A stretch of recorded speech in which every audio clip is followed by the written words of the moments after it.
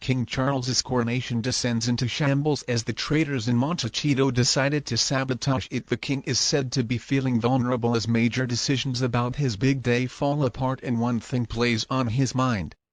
Hello and a very warm welcome to LVT News YouTube channel.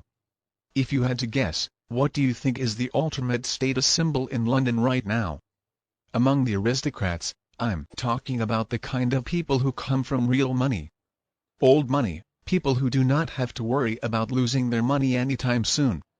Do you think it would be access to it, girl, the Marchioness of Bath, private Instagram, or maybe a set of beautiful straight, curly? Well, no, it is neither of those things. Instead, apparently what everybody is after is a parking permit. Well, a special parking permit that's especially for the coronation. The Daily Mail's Richard Eden has reported that those select few who already have their soft hands on one of the rare passes for the coronation have been showing those passes off.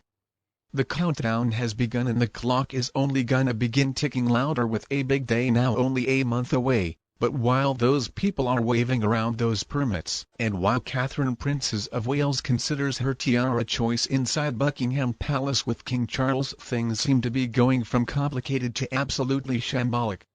Over the weekend, The Telegraph reported the news that the U.S. President Joe Biden is probably not going to be making the trip to come, according to a source close to discussions.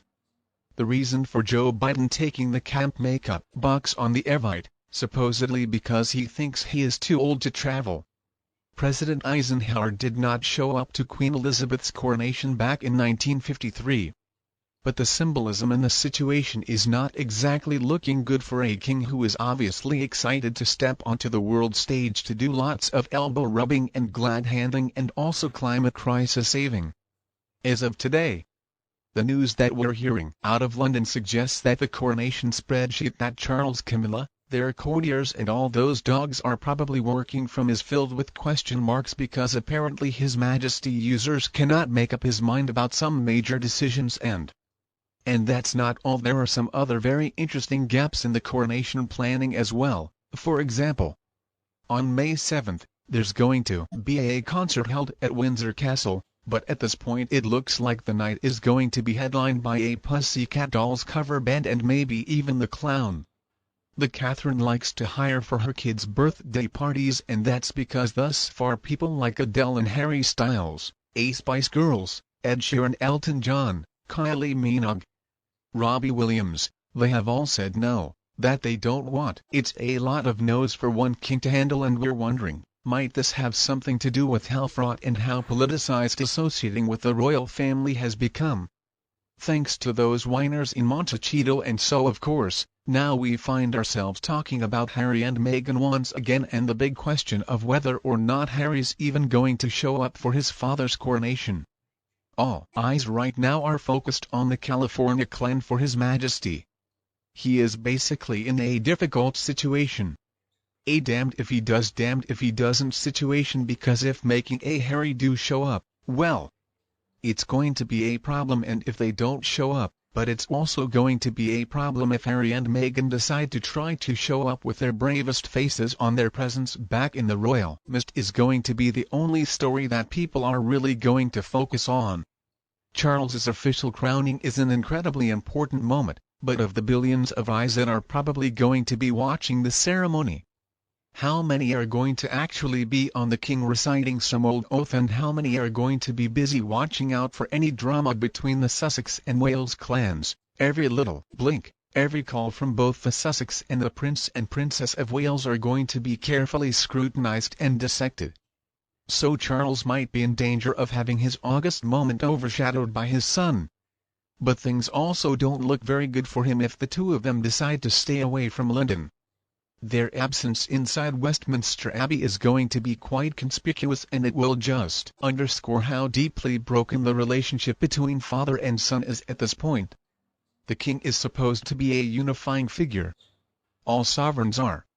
So how can the king try to bring this divided country together when he cannot even get his youngest son to show up for the most important day of his entire life? It does make the whole thing seem pretty hollow. There have also been some reports suggesting that two big US TV networks are trying to get Harry to anchor their coronation coverage. So maybe the only thing worse with a king than his wife tripping and falling over would be that if Harry shows up on TV to offer his take on. There is also a very good chance that the coronation may end up being one of the most watched live TV broadcasts ever.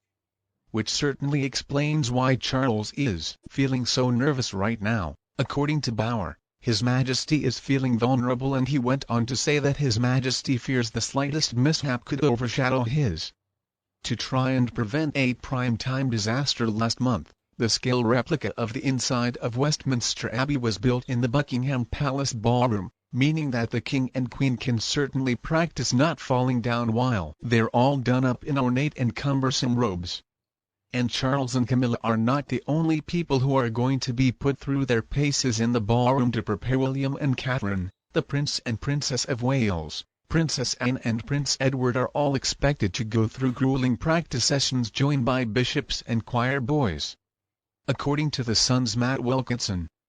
But if it sounds like the King might be facing a pretty tense situation inside the Abbey, then outside things could be a lot worse.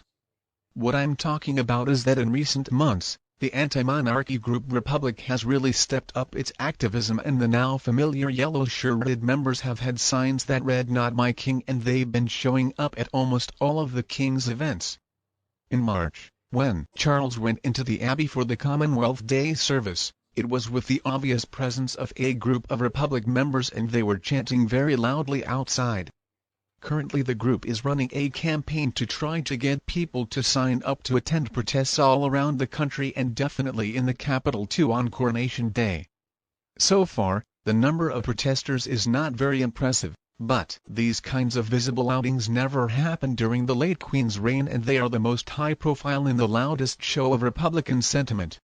And not only that, but apparently some people among the British elite are pretty upset too, having slashed the guest list from the 8,000 members of the great and good that were invited to his mother's coronation. Charles is only going to be asking around 2,000 people to attend. So he's leaving out a lot of those upper-crust people.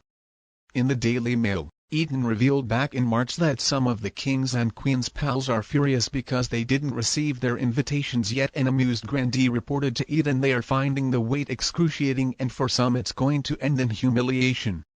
Similarly, The Telegraph has reported that the 800 members of the House of Lords are uproar right now. The vast majority are not expected to make the cut for the coronation, so upset friends, his nasty son and daughter-in-law who could definitely steal his thunder, some petulant peers, and also the weight of the future of the monarchy on his shoulders. What in the world is this king supposed to do? Well, maybe he needs to take a page out of his late mother's book and just soldier on. History, after all, is waiting. And you, what do you think about this issue? Please tell me your opinion below in the comment section, and we can also talk about the royal family. And please subscribe to our LVT News YouTube channel, get more updates in the future. Thank you so much for tuning in. Goodbye, and I'll be back to